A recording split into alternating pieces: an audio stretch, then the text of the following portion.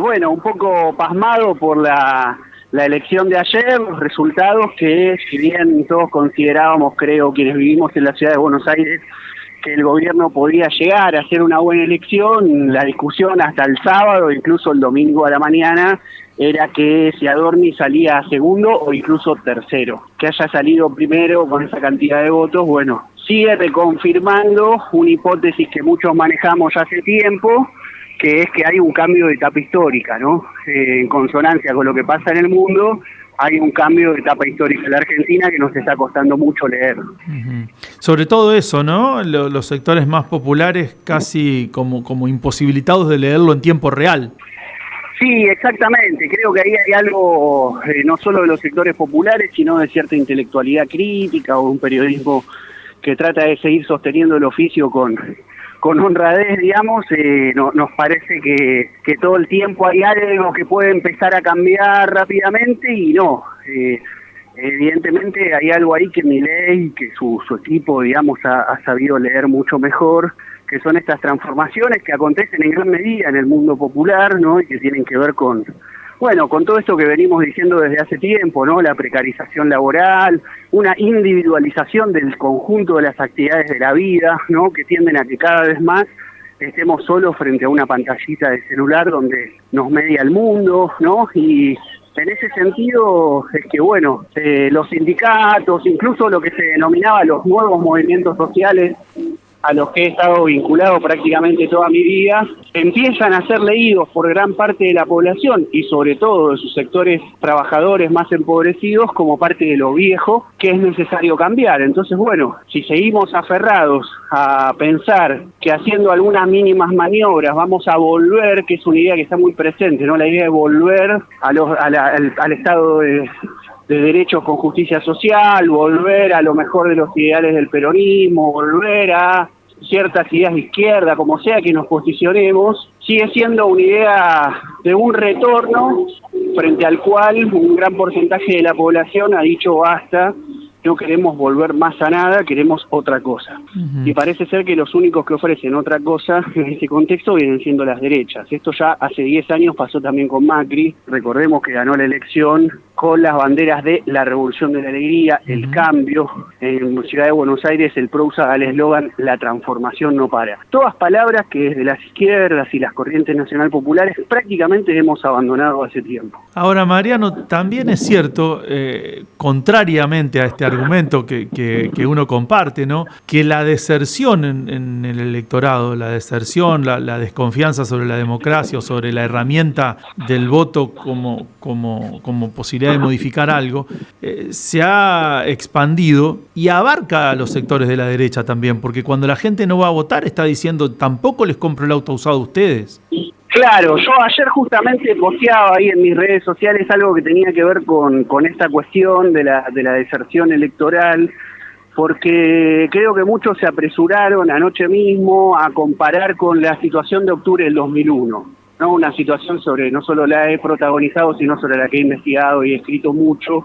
Uh-huh. Y es radicalmente diferente en el sentido de que esa deserción del 2001 hacía sistema con una crítica general al modelo neoliberal en crisis ya para ese momento casi total. Claro, entonces, y en el mundo entero. No ir a votar era de algún modo como acompañar el ciclo de protestas, esta idea de que los que gobiernan no pueden solucionar nada y no me involucro.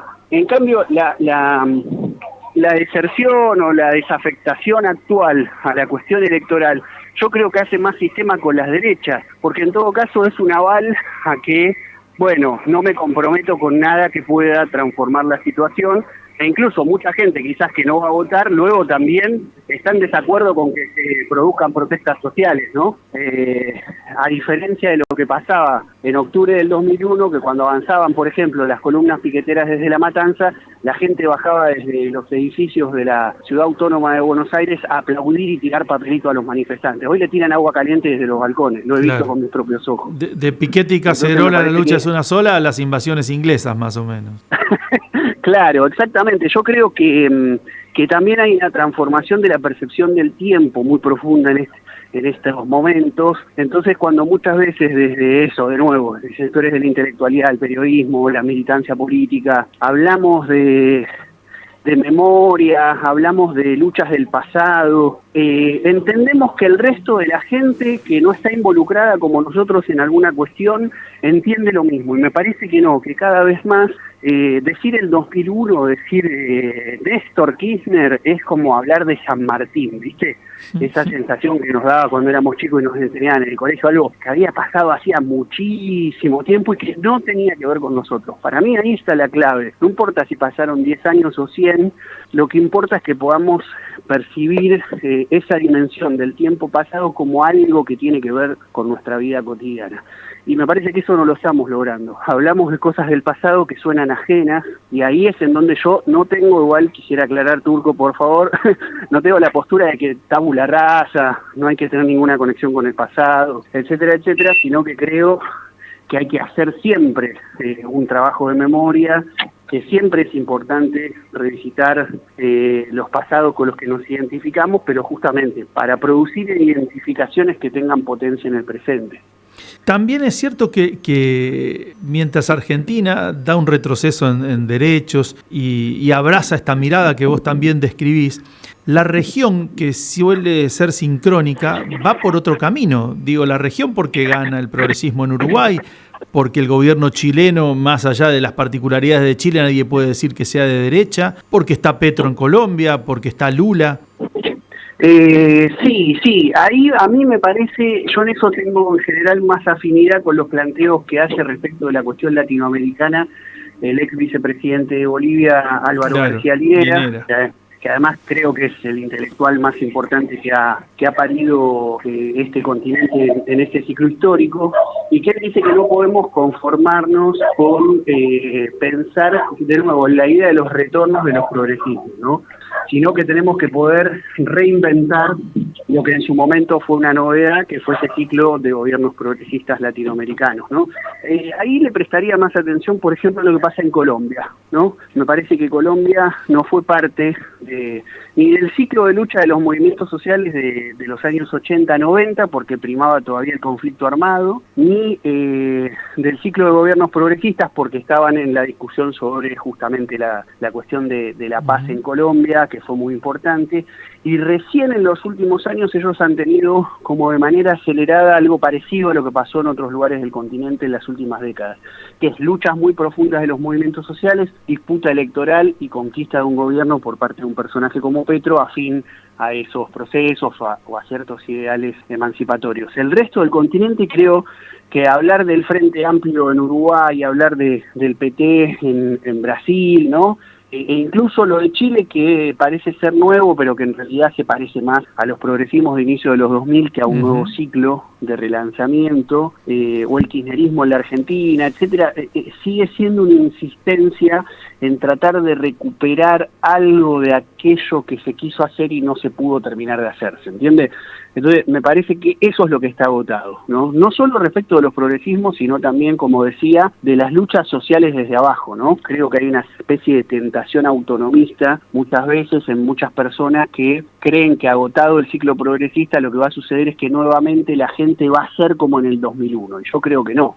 Ya el 2001 también quedó como parte de lo viejo. La última, Mariano, de cara a lo que va a venir y a propósito de esta descripción latinoamericana que nos hacías y porteña también, ¿qué mirada le echás a lo que se viene? No es que te pida que me digas lo que va a pasar, porque eso no lo podemos saber, pero ¿qué mirada política le echás a cómo se pueda dirimir la interna del peronismo en la provincia de Buenos Aires y cómo pueda ir la derecha organizada a las urnas a partir de las deserciones que pudiera haber en el PRO, de la fuga, del garrochazo?